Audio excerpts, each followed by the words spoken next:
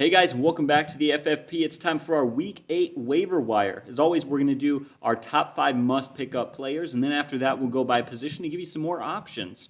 And before we get into anything, I just got to say it. This was a really fun week of football. A lot happened. We talked about a few different things. One, congratulations to the Titans. Another big win there. Obviously, the Chiefs had some issues, but the Titans, back-to-back weeks, beating good teams. They look really legitimate. Yeah, to me, it was a statement win. I think a lot of us thought, okay, they beat the Bills, that can happen. Maybe they had a bad week. The Bills, Titans put it all together for 1 week, but are they really a contender? They go out there and they made Kansas City look bad. They're trending in the right direction. And I think part of the things why maybe we count them out or maybe underestimate how good this team could potentially be is they've had some injuries, like you had mentioned, to their wide receivers. Yeah. They're a team that's definitely going to contend in that division. I think you got to feel really good if you're Titans fans right now.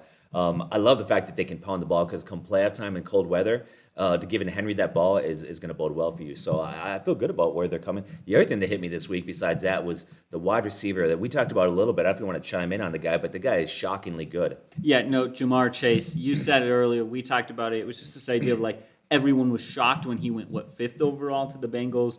And, the talk was you need an offensive lineman, you need defensive weapons, you need a lot of other things. Why are you taking a wide receiver here? And I get it. We've seen it happen in the past. Teams take wide receivers and they bust in the first round all the time.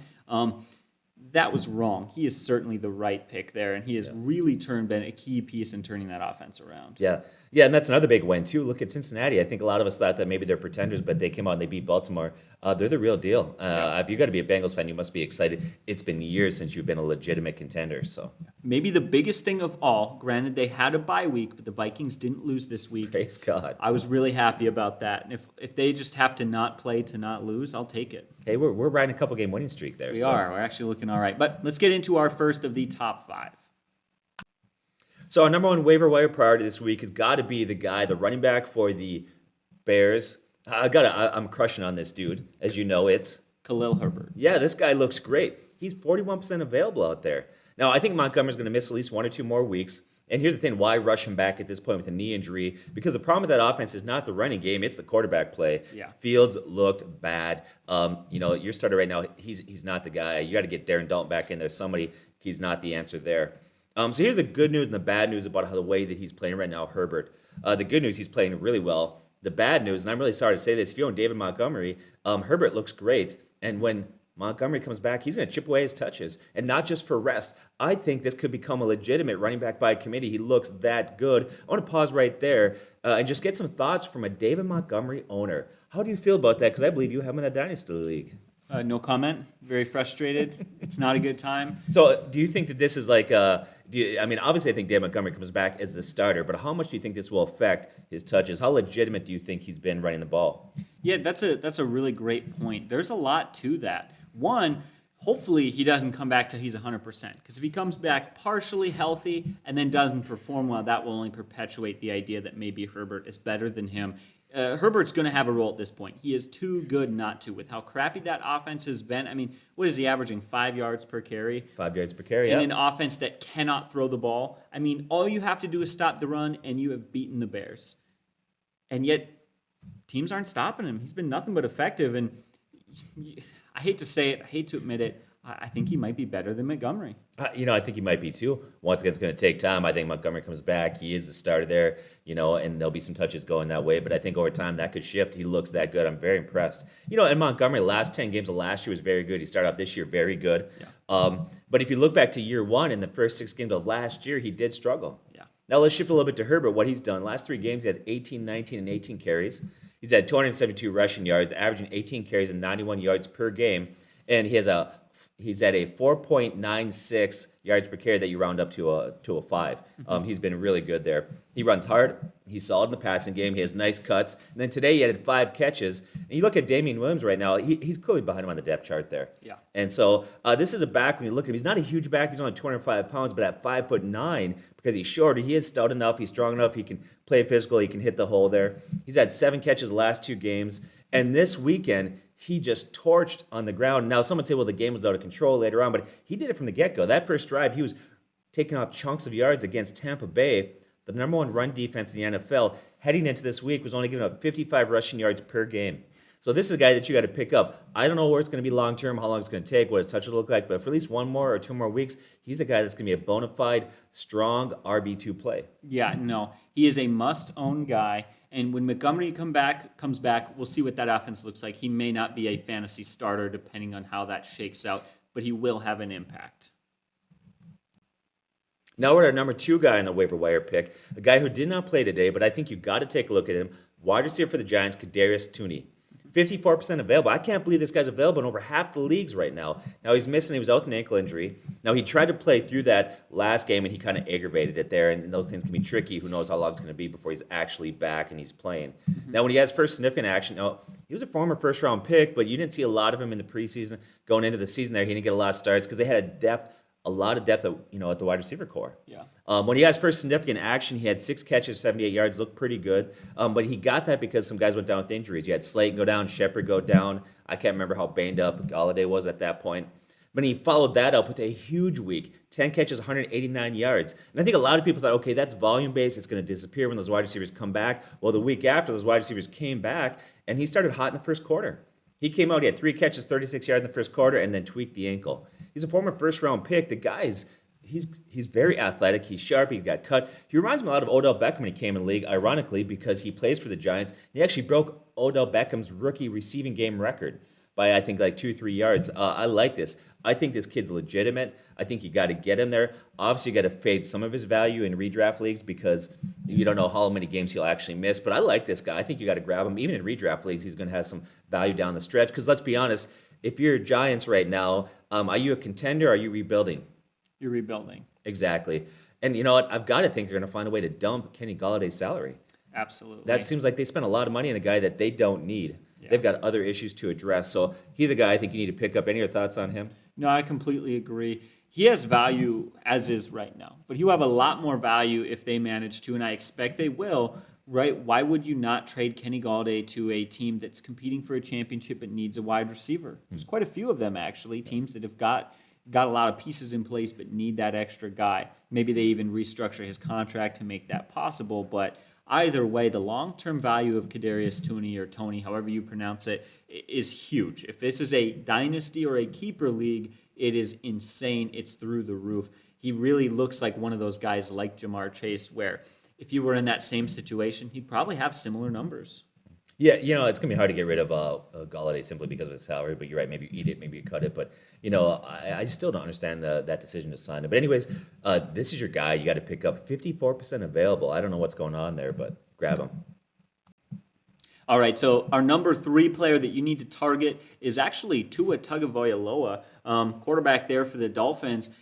He's looked really good. And the interesting thing is that he's basically played in 3 full games this year. But game 1 was versus the Patriots. Both teams intentionally kept that very low scoring. It was kind of a fun, old-fashioned game. They really wanted to out-coach the other team and almost out-mean them in a way. But so we've really seen what I would say. We cut that game out 2 games that feel more like what we're going to see a lot of matchups. And he's looked great since he came back from that injury. He had 330 yards and 2 touchdowns his first game back. Then his second game back, he goes for 291 and 4 TDs. He has looked phenomenal. A quarterback who can finish anywhere near or north of 300 yards and get you, 2 or 3 or 4 touchdowns. He looks great. I will say this, however, the thing that has given me a lot more confidence in his fantasy value is not just the way that he has performed, it's that he's got weapons. 1, he is a solid stud wide receiver 1 in Jalen Waddle, and then 2, his tight end, Mike Gesicki, this season has been a coming out party for him. He has looked great. Over the last 2 games, they both have at least 7 catches for 70 yards, and they've combined for 3 TDs. Finally, he's got some weapons there. And as we begin to evaluate some things and talk about fantasy value, this isn't good for the Dolphins, but it's good for Tua. 1 is their defense has underperformed, and 2 is their running game stinks. So he will be throwing the ball a ton. Yeah, based on weapons, the running game, I was actually going to say that if you look at the running game, their best running back, I guess, that's subjective, but it'd probably be Gaskins. Yeah. And if you look at Gaskins, as far as being a pure running back goes, he's not, but he does have talent in the passing game. He's another weapon for his that actually can be used out in space, and he has good hands. So you're right. And it's hard to tell right now how much those guys are making him better or how much he's making Gaskins and Waddle look good. Because I tell you what, you could see the struggles when Brissett was in there, but now that he's come back, those guys are really excelling. That offense is getting fun to watch.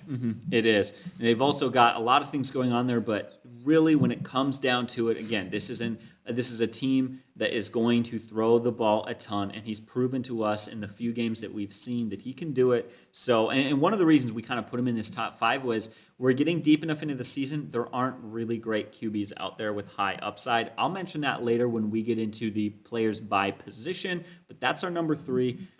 Yeah, I want to say something regarding quarterbacks. I think there's been a shift in how we look at it. We live in a society now that we have such short memories. What have you done for me lately? You want the cutest, hottest, greatest new toy. It used to be when a quarterback came in the league, it took 2-3 years to develop him, and people are acting like he came in and, man, this guy's a wash, he's a bust, maybe they should trade him, bring somebody in. Like, he's a second-year quarterback. Yeah.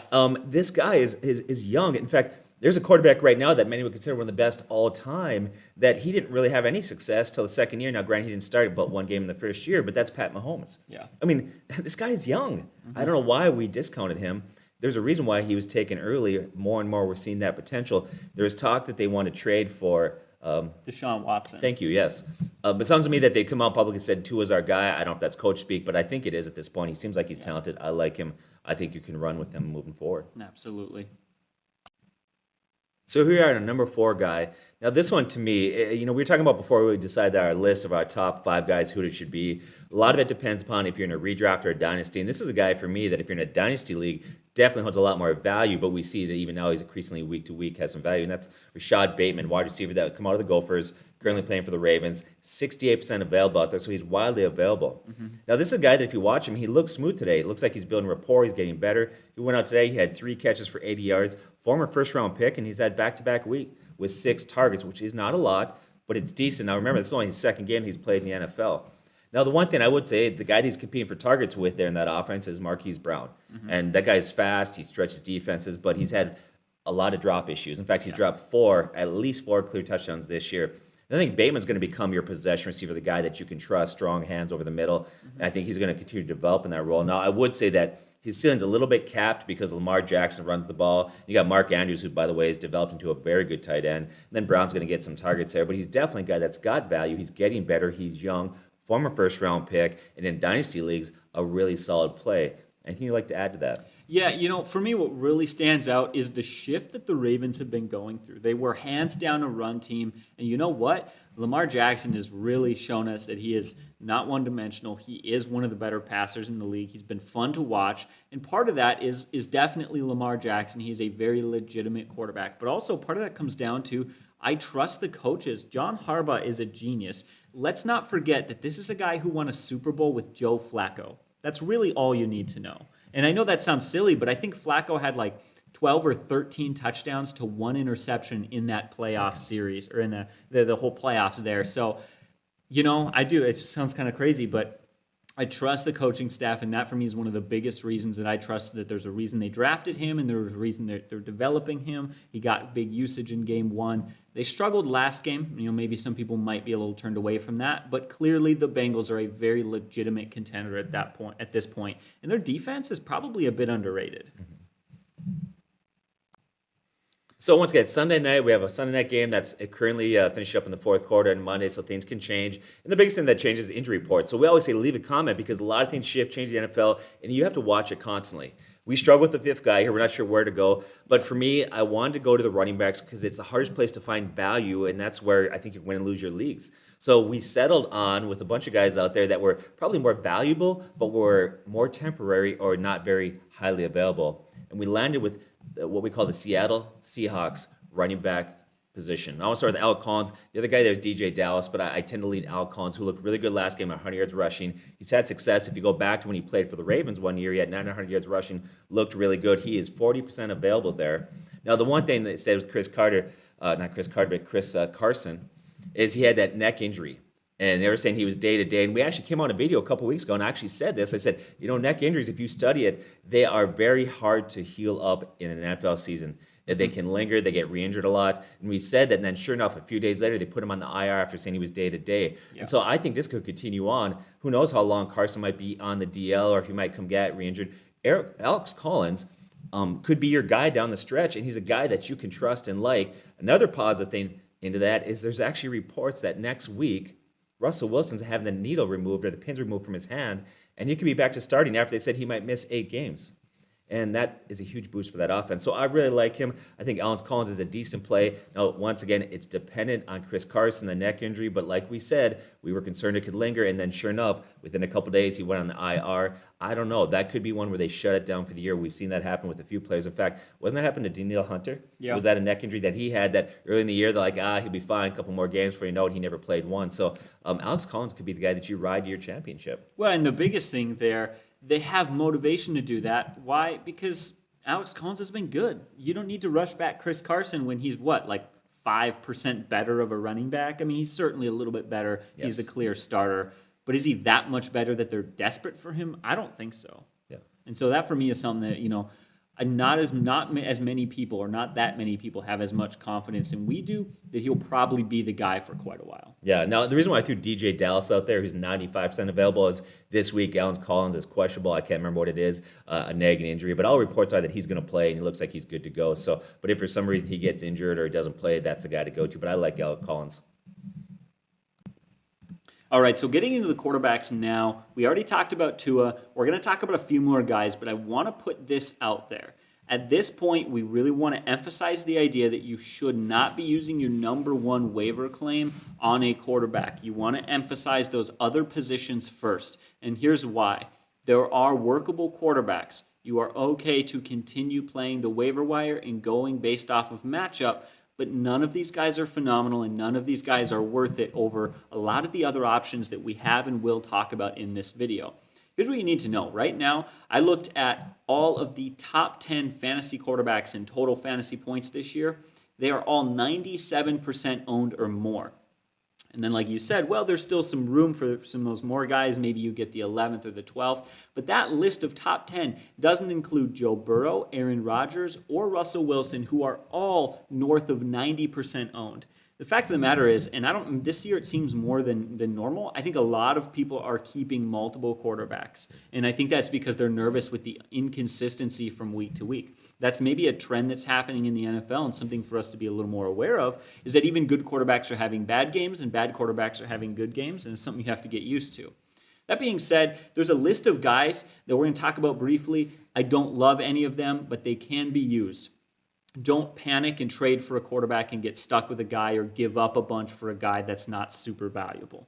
But there's guys like Carson Wentz. He's having an okay day today. He doesn't have a huge upside because his weapons aren't phenomenal. But you talked about this versus the 49ers this week. Even in rainy weather, he had a couple touchdowns. He looked pretty good. The upside isn't great there. You're not going to get 400 yards and 4 TDs from Carson Wentz. But he's also a pretty safe pick, right? Yeah. What about Matt Ryan? They have really started to turn some things around there, and it's hard not to be more interested in Matt Ryan now that Kyle Pitts has really emerged out of nowhere. It's so funny, the first couple weeks of the season, he looked very mediocre, and we know that the curve for rookie tight ends is pretty steep, but man, Calvin Ridley missed that one game, and Kyle Pitts is just taken over that offense. He looks phenomenal. That gives me a lot more confidence in Matt Ryan's value. What about Jameis Winston? I am so excited to watch Jameis Winston when he's got Michael Thomas. He's already had multiple 4-touchdown games. He looks really great. But until then, there's not a ton of value there because there's so much inconsistency. He could just as likely get you 5 touchdowns as he could get you 0. So there's got to be a lot of nerves there. Or Mac Jones. He is a young quarterback who's starting to look a lot better. Had 300 yards today. He looked really good. He was fun to watch. It's really exciting for that Patriots team.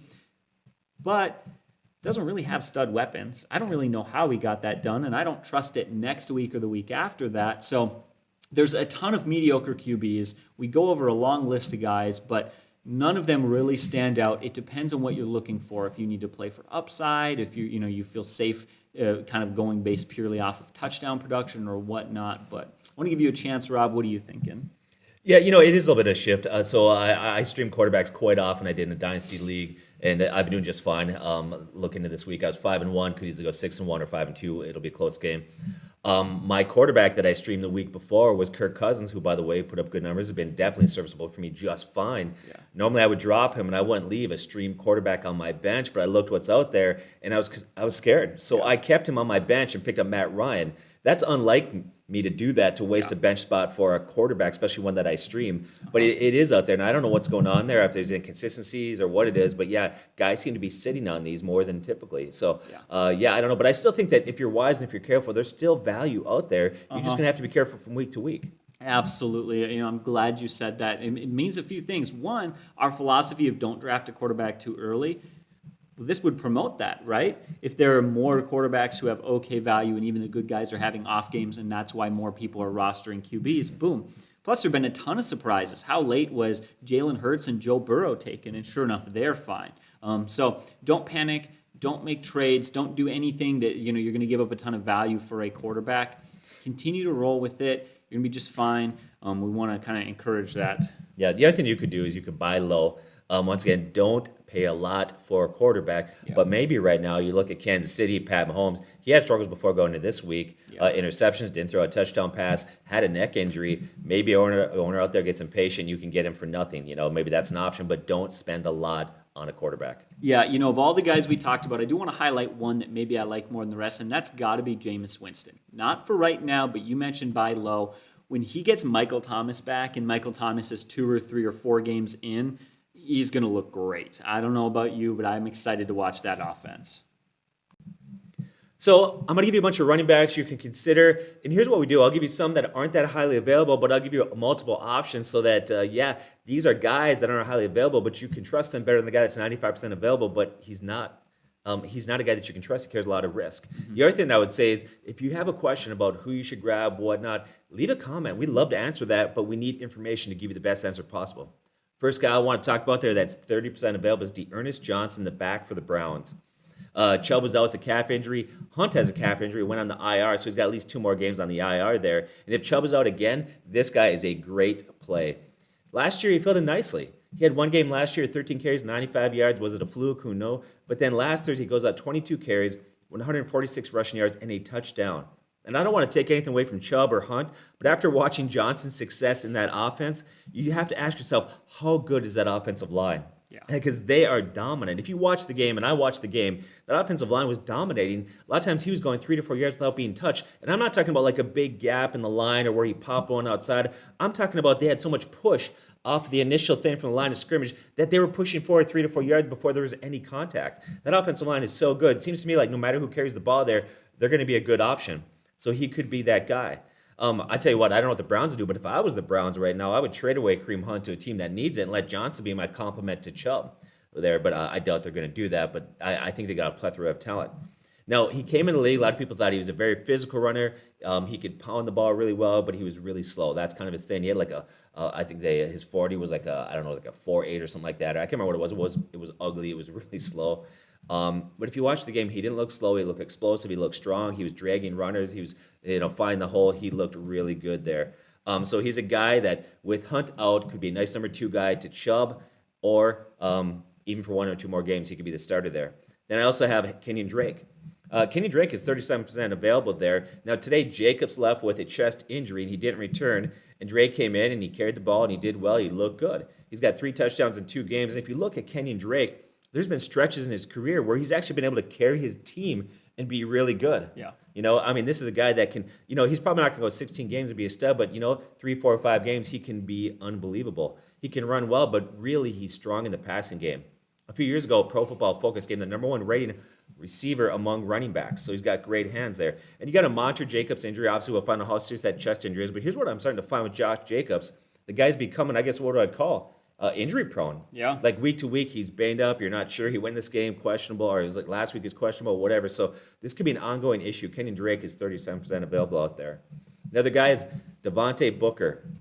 Feel free, by the way, to interject anytime you want. I'll just go through all my running backs. So. No, there's not a ton to say on these guys. There's value there, but again, not a ton where you're kind of, I guess, squeezing lemons, trying to see what you can get out of it and hope that you're getting a little bit more than if you had picked a different guy. Yeah, if you're having a rough week and the buys aren't there and you're feeling desperate, don't give up, because in 1 week everything can change. One injury and all of a sudden you have a starting running back on your team and things are going great. So sometimes for week to week you just got to scratch and bite and crawl and claw your way to a victory. So here's how you do it. Well, I say you want a perfect example of that. Long time ago, when we first started going to the church that you're pastoring now, we joined a fantasy league, and someone drafted a kicker in the first round, which is stupid. Oh, gosh. What's funny about that is his kicker tore its ACL and week one didn't kick the Chargers entire kicker, year. wasn't it? Yeah, Nate Keating or whatever. Yeah. He won that league, which for you and I think we need to be a little embarrassed. This is, it's very humbling for us to be a part of that embarrassment. But it was so funny. We lost to good teams who then lost to that. It was weird. But if you feel like you don't have a lot of talent out there, there's still a chance. There's still a chance. And you know what? There's equally as little talent for someone else. Yeah, so that's it. They're all having the same issue you have. Another guy out there is Devontae Booker, 33% available for the Giants. He hasn't been efficient, but he's getting volume and red zone carries. Now he's going to face a bad defense in Kansas City. In that game, he'll probably get 15 to 18 carries, maybe 5 to 6 targets. He's a guy that definitely will help you until Saquon Barkley comes back. Another guy out there is J.D. McKissick there, running back for the Washington. I want to say it. I won't say it. The Washington football team. I still petition that we call them poopy faces. I'm not letting this go. You got to let that go. Please comment and tell them to stop that. That just sounds silly. If we started calling them that, they would finally pick a name and we could move on. Oh, can we get back to fantasy football here? Anyways, pray for my son. So anyways, McKissick is 37% available. He's a guy that's got value in PPR leagues. He's got good hands. He'll use in that offense. He'll come out of the backfield. Mm-hmm. So if you're in large PPR leagues, you got to be at least over 12 teams. I'm talking about 14 or 16. If you have a flex position, something like that, he's a guy that has some value from week to week. Michael Carter. This one is a guy out there that I absolutely hate this pick. Running back for the Jets. He doesn't look good. The offense doesn't look good. To make matters worse, the quarterback got hurt today. We don't know how serious that injury is going to be. But he's 38% available. Today he was using the passing game quite a bit.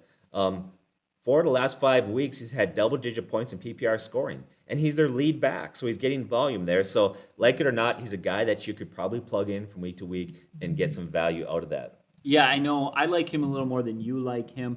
I think he's not a terrible running back. He's clearly no Christian McCaffrey or Derrick Henry, but I think the majority of his struggles come down to that offense. Kind of feel like he's getting Adam Gase right now, where if he could just be with a better coaching staff and a better offense, he'd have a lot more value. Yeah, maybe it's the Jets. Maybe it's just the Jets. So, yeah, I don't know. But, yeah, wins win. Ugly or not, a win is a win. Points are points. Doesn't really matter. Devontae Freeman, 57% available. I actually was forced to use him in a league because I had a lot of buys and injuries. Guys on the IR was a mess. But I only felt comfortable using him today because Latavius Murray was out. Now they have a bye week next week, but he's a guy that's strong in the passing game there. He's only going to have stream value in the right situation. That's against the right team with either Bell or Murray out. Other than that, he's not an exciting pick. Another guy you may want to consider is Marlon Mack. Marlon Mack is 83% available. There's nothing about him that I like other than the fact that his name keeps coming up in trade talk. Mm-hmm. And we're getting very close to trade deadline there, so he could land on a team, and all of a sudden, before you know it, you're in a good situation. And what I love about that is you have a hard, solid deadline on when to drop him. Because as soon as that trade deadline goes by, if he's still with the Colts, there's no value there, you let him go. But he'll probably be traded before then, and he instantly offers you a ton more value if he lands in the right situation. Exactly. Another guy out there is Brandon Bolden, running back for the Patriots, 94% available. He's starting to take on that role of James White, who's out for the year. Yeah. We're seeing it. He's had 20 catches last 5 games, but that catches, his targets are trending upwards. He went out today, and he had a really nice game, 679 for 1. Looked really good there. So I think he's a guy that will have that James White usage. So that's how you'd use him in there. Once again, PPR leagues, deeper leagues as a flex play. Well, and here's the thing. He could actually continue to do that or maybe do a little better even when you think about the fact that he's had that production. That was a really good game, 6, like you said, 79 in the TD. But Damian Harris was also really good. He's been good the last few games. Yeah. So if his production dips at all, that only means good things for Bolden. Yeah. So he's a guy that definitely look at. Myles Gaskin's only 21% available out there. He's another guy, though, that is, for 1 in 5 of you, he's going to be out there. I like him in PPR leagues. He's got good hands, but he will disappear from running games. In fact, if you look at his career rushing touchdowns, not many. He's out there. Zach Moss, 22% available. Not highly available, but he's out there. Samaje Perine, running back for Cincinnati, 93% available. he's actually getting better. He's a nice compliment to Mixon. Although I will say this, I think a lot of it today was game script. It was a blowout game there. And Mixon is clearly their lead back and by far more talented, but he's somebody that you could use. And Mixon's one injury away or one play away from all of a sudden you have a starting running back. You have Kenneth Gainwell. Now, Kenneth Gainwell is 79% available for the Eagles. I want to say this. I think there's a little bit of overreaction this week, and I see that people are saying, got to get this guy. Now, we did say a few weeks ago in our waiver wire video, he's got talent. He's great in the passing game. His role will grow. I still believe that. We're seeing it now. But this week's success was partially game script. They also had Scott, who came as a running back and got some touches there. But here's the thing. People are overreacting. He had 5 carries and 4 catches. 4 catches for like 43 yards and a touchdown. That's hardly crazy usage. So don't overreact for him. And then the one guy out there that's only 23% available, but man, when this guy's on the field, he looks good. That's Elijah Mitchell, Eli Mitchell. Guy's looking great. His yards per carry, hits holes hard, he looks fast. He should be their lead back. If you're so lucky to be in that one league that's got him, grab this guy. And you know what I really like most? It's that Jimmy Garoppolo is a quarterback under center. In the one game, it was Trey Lance. His carries just plummeted because Trey Lance had 18 carries in that game. When Garoppolo is on the field, he has way more value. So that is something to note. Not super highly available, but and that's it. That's why he's not in the top 5. If he was 50% available, he'd have been number 1. He'd have been up there even above Herbert, in my opinion. I love Herbert. I got a crush on him, but hey, but Montgomery's coming back. He doesn't have a Montgomery coming back. But hey, there's a ton of options out there, and it's just like you said with the Kenneth Gainwell thing. There's value there. We like Gainwell, but not more than those other backs. So now I'll talk about some wide receivers out there if you need help. Guy 90% available is Russell Gage. You talked about him in the preseason. Not an exciting pick, not sexy. He's not going to be huge out there, but he's going to be what we said, a very solid, unexciting, but solid wide receiver 3 to 4 based on matchup. He returned from injury after having 3 weeks off, I should say, where he missed some games there. And he came back, he had 6 targets, 4 catches, 67 yards, and a touchdown. And in week 2, he had 7 targets there. So this is a guy that's going to be a decent play. Now, I'm going to choke on my words here when I'm about to say this. I don't know who's watching this. But, man, I tell you what, Cordell Patterson's looking more and more like he might be a legitimate play all year long. Now, what's happening there, the concern with that is Patterson's typically a wide receiver, which means that you would bump Gage down as far as targets go. But the one that's actually losing touches or snaps, it's not going to be Gage. It appears to be Davis, Mike Davis at running back there that's losing the touches. And so that's good for Gage. That means Gage will appear in a lot of wide receiver 2 sets. I think it'd be a decent play in the right matchup. Like you said, the Falcons' defense is not great. They'll probably have to throw a ball a decent amount. Now, he's 3rd in pecking order, besides obviously Ridley and Pitts. But he's a guy that will have some value. Anything you want to add to Gage? Yeah, no, Gage has had fantasy value in years past when it was Julio and Calvin Ridley who were the 1 and the 2. So what's weird, and there's not a lot of guys I'd say this about, he's almost has more fantasy value as the 3 than he does the 2. Because then he doesn't face better cornerbacks. So another guy out there, now hear me out on this one. This guy's not exciting, but Hunter Renfrow, 50% available. Wide receiver for the Raiders there. He's averaging 5.5 catches per game. He's on pace for 912 yards and 88 catches. He's a consistent PPR producer. He's very underrated. I wouldn't play him in standard leagues, but in PPR leagues, he's a very solid wide receiver 3. 6 of 7 weeks this year, he's had double-digit scoring in PPR leagues. Now, he does have a limited ceiling, but this guy's very safe. He's a very good flex option also. Now, he's on bye week next week, but, you look at Carr. Carr looks his way off, and he's a safety valve. He's a trusted slot receiver, and he's still young and developing there. When he hits his peak potential could look very similar to Jarvis Landry type numbers he had in Miami. So I like Hunter Renfrow. I think you had some thoughts on Hunter too, don't you? Yeah, no, phenomenal wide receiver. I almost wonder why they're not using him more. He's insanely talented. He's the clear wide receiver 1, and I like his quarterback. With everything happening and they lose their head coach, right, the question was, is this offense going to be okay? Yeah, they seem to be just fine. Yeah. Nothing more there? No, nothing more there. Maybe he'll have some more temporary added value as long as Darren Waller is out. But we'll talk about the guy who replaced him. I don't necessarily think that has a strong impact. Yeah, some of the guys out there, Corey Davis, 22% available there. Not a great situation, but he is a former first-round pick. He's had some decent games this year. Emmanuel Sanders, 25% available. Emmanuel Sanders is looking better and better each week. He's a guy that you can grab as a very nice, solid option. You got a guy that you have in your eye. You've been nailed with injuries in our Dynasty League, and that's a guy for the Broncos, and that is who's coming back very shortly. Jerry Jeudy.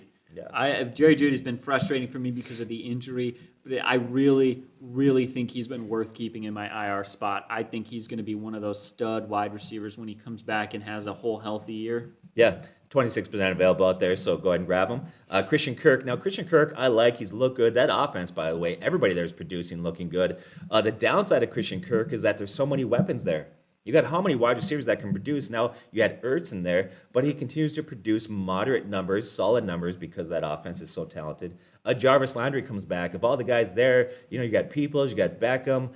Beckham is a shadow of the way that he was for the Giants. He's not the player that he used to be. I don't know what it is. Is it him, the quarterback? I'm not sure. But the guy that typically produced in that offense, the guy that tends to stand out is Jarvis Landry, 37% available. And then there's A.J. Green going back to the Cardinals.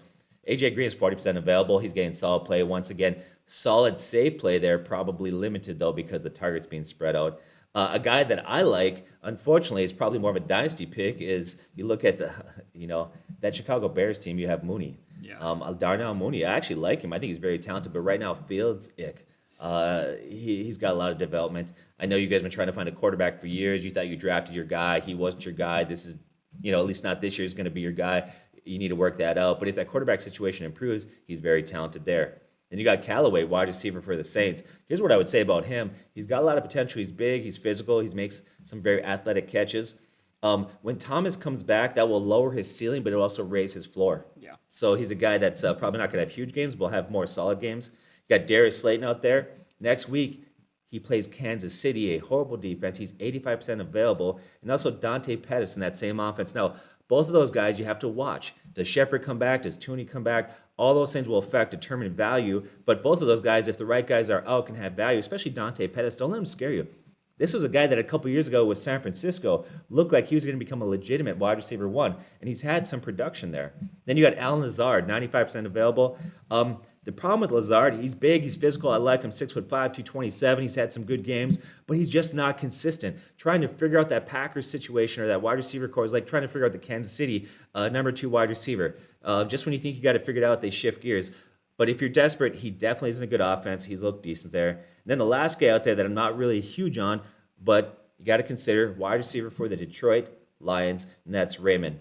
97% available, had a good game today. He's been in the league a few years. He hasn't stood out, but he might be a plug and play if you're desperate. Once again, to determine that, leave us a comment. We'll tell you who's out there, what do you got, what's your scoring system. We can probably give you the best option there. Yeah, no, how can we even order those guys? It just entirely depends on that. You need a 1 week replacement for an injury or a bye week. Do you need a few weeks of a replacement for a guy who's out for a couple? You need a season-long receiver. Are you looking for upside? Are you looking for a safe pick? Is it standard or is it PPR? Like, there's so many things to consider there. That being said, those sort of things like is it PPR or not will kind of help you filter through that list pretty easily. Yeah.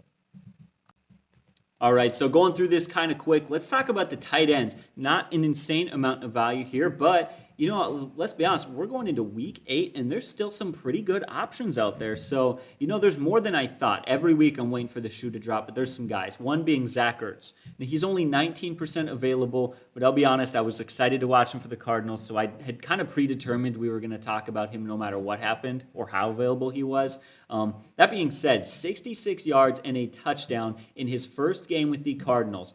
A good Cardinals team, they're not desperate rushing him in. I think he could actually get more volume in the future, but he already saw 5 targets, and here's what I love. They even gave him a carry. He had a 4-yard carry. Now, what do you think that tells us, Rob? Do you have any opinions on that? Well, obviously they're trying to integrate him in the offense. He's getting on the field touches. I mean, he's one of those guys that because he's in a good offense, he's got a very safe floor. He's got a limited ceiling, but he looked good. Here's the thing. He's getting a little bit older. He's 30 now, not the player that he was, at least you assume. But I tell you what, that touchdown he had today, he looked like he had a lot of gas in his tank still. Yeah, he really did. What I loved about that game was the carry that they gave him. For me, it said, they think he's talented enough, they're going to find a way to use him somehow. And that means a lot. Now, is he going to go out there and get 10 targets a game? Probably not. But 5 targets might be on the low side. We'll probably see him maybe average somewhere closer to 7 or 8. And with that, we know he is more than talented enough to produce.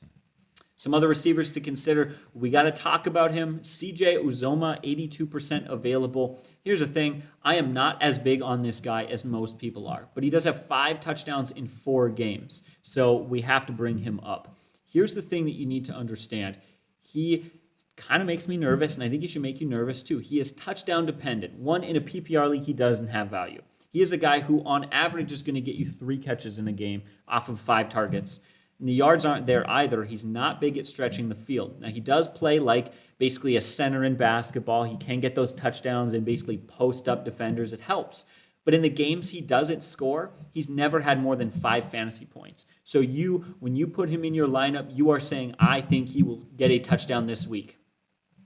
So I think he's a fair option there. In PPR leagues, I think I'll pass, but in standards, I think you can pick him up and put him in your lineup. As in standards, you're basically already depending on the touchdowns.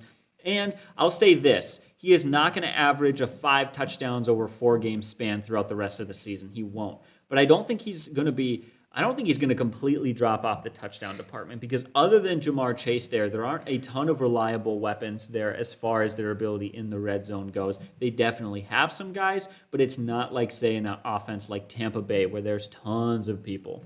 The one thing I think he has going for him at this point is, if you try to pin him down in the years past where it looked like, okay, he's got value, he doesn't, he's disappointed many times. But the one thing that he has now that he's never had is a very good quarterback. Joe Burrow's, week after week, he's getting better and better, and this guy looks like he's a legitimate and all-pro type quarterback. Yeah. That bodes well. That team is starting to look pretty fun to watch. Scary. Another guy to consider, he is a short-term pickup, but if you are looking to replace Darren Waller while he is out, definitely look at Foster Moreau. Now, here's what we know about Waller right now. They tested his ankle pregame in the warm-ups. Ultimately, he didn't end up playing, but they didn't think it was too serious. We have no idea as of right now whether or not he'll be, or how long that injury is going to be there for. But any games where Darren Waller is out, you should be playing Foster Moreau. He had 6 targets, 6 catches, 60 yards, and a touchdown. I love that. First of all, he's averaging 10 yards a catch. He found the end zone, and he caught all of his targets. He was insanely productive. If Waller is out, this is the guy you definitely want. Now, again, maybe wait a night or two, wait a day or two. You want to kind of put off picking up Foster Moreau because there's a roster spot there. And if Waller's simply going to be back next week, then there's not as much value there, right? You don't want to pick him up just to be on your bench. So continue to monitor that. There's a good chance that Waller will be back next week, though, but I do need to mention him in this video because if I don't, people are going to think we missed him. But like I said, huge value there potential-wise if Waller's out. Said that like 20 times already, but that's really purely where his value comes from. Another guy to look at is Ricky Seals-Jones. He is 45% available, and with Logan Thomas out, he's averaging you like 5 catches for 50 yards. Last game, he went 6 for 51. He's been very productive. He does have 1 touchdown in those 3 games, so maybe not huge touchdown production there, but he has been good. And if you're looking to replace Logan Thomas still or whatever it may be, not a bad option. Finally, Evan Ingram, didn't want to talk about him, but he did have 6 catches for 44 yards. Here's the thing. When those wide receivers get back and healthy, there's really not enough value there. But if you're going into a week where TONEY is out and Herbert is out or, whoever's out, and a lot of those top receivers are out, like Galladay is out like that, that means he could see some volume, and that would definitely help. But I'm not big on him. Honestly, of all those guys, probably the guy I like the least. There's definitely some value there, but it really depends purely on desperation. All right, so now we're getting into the kickers. I'm going to go through this really quick, and that's because there's a ton of value here. It's like take your pick. It's like going into a candy store. It's just basically what do you want? First of all, Tyler Bass. He is so he had a bye week in week 7. But through the first 6 weeks of the season, he was number 1 in fantasy points among kickers. So I have to ask you, why is he 27% available, Rob? This doesn't make any sense to me. Yeah, I think we underestimate kickers. You even see that in a draft. Don't wait till the very end to take a kicker defense. Okay, that's foolish. Don't take them too early, but they can win and lose games for you. I've won games by a point. I've lost games by a point. Going into tonight, currently right now, I'm projected to possibly lose. I got a 43% chance of winning. I am scheduled to lose 183 points to 186 points, 3 points. Okay? If my kicker goes out and gets me 3 points compared to like Bass, who's been averaging double digit, I would love to go into tonight. Give me 7 more points. That's huge. I don't know why you underestimate that. I've won based on quarterback play, a solid kicker, and a good defense, and just average wide receivers and running backs. You can do that. So I think that's where that comes from. Mm-hmm. And he is not the only example. Here's a few more. Greg Zuerlein is 48% available. He had a bye week in week 7, but he was number 5 in fantasy points through the first 6 weeks. There's another great example of a good kicker and a good offense. Or Greg Joseph, he is 93% available. He had a bye week in week 7 like the other guys, but he was number 4 in fantasy points through the first 6 weeks. And those are just 3 guys. Dustin Hopkins, Nick Folk, and Chase McLaughlin are all kickers that have fantasy value and are at least moderate to highly available. I don't know what it is. People just go out there, they draft a kicker, and then they just let him start the rest of the year. Yep. I've even seen people leave their kicker in bye weeks when that very same week they made a waiver claim for a backup running back. Like, it's just, people completely ignore the position. I'm going to move on now. Let's get to the defenses. And the only reason why is there's a million options out there, and they're all pretty good. All right, so getting into the defense, last position, very similar to the kickers. There's a lot of options out there. Number 1 at 13% available are the Buffalo Bills. Now, 13% is very low, but considering they're number 1 in fantasy points, why are they even 13% available? Yeah. It just doesn't make sense to me. Coming off of a 4-game stretch where they're averaging 3, almost 4 turnovers a game, and they've got an easy schedule coming up to the Dolphins, the Jaguars, the Jets, and the Colts. Yeah, they're going to have a good couple of games there. At 62% available are the Cowboys. The Cowboys had a bye week in week 7. But before that, through the first 6 weeks of the season, they were number 3 in fantasy points. They have at least 2 turnovers every single game. And over the last 4 games, they have 3 touchdowns. They're averaging over 11 fantasy points a game in that span. They're super productive. Why are they available in over half of all leagues? It's just, again, it's one of those funny things like, are we paying attention? Clearly not. And there's some other options out there. I also like the Colts. They're 41% available. I like them a little bit less than the Bills or the Cowboys, but they are an extra option out there. I'm just saying, that Colts team is really turning some things around. They struggled to start the year because of injuries to their best offensive lineman, Quentin Nelson, and an injury to Carson Wentz. And, they're still getting Hilton back and all this stuff. But, man, Taylor's looked better lately. That defense has looked better. Pittman's looked better. The Colts are starting to turn things around. So those are a couple of defenses there for you to consider. Just wanted to put 3 there. We could go over a ton list of them. None of them are phenomenal. But, again, maybe you're one of those few people who happen to have the Bills out there. All right. All right, guys, that's the video. Kind of went through it quick. A lot of pretty valuable guys, a lot of options out there. None of them necessarily stand out from some of the other ones, apart from those top 5 that we really like. But as always, leave a comment down below. Let's talk some more football. You guys have a great day, and God bless.